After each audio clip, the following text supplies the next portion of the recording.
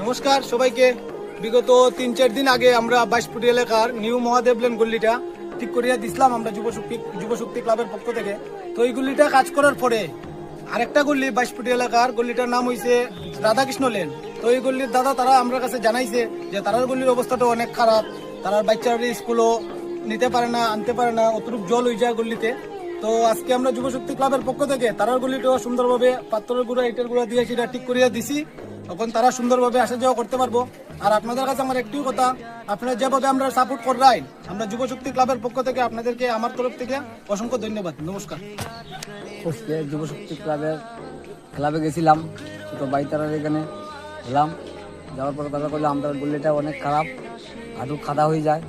হ্যাঁ, খাদা হওয়ার পরে তারা আইসে, আবার পরে দেখিয়ে গেছে।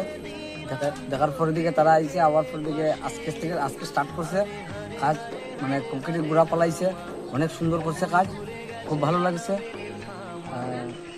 লাগছে। তারা কাজগুলো দেখে খুব পছন্দ হয়েছে।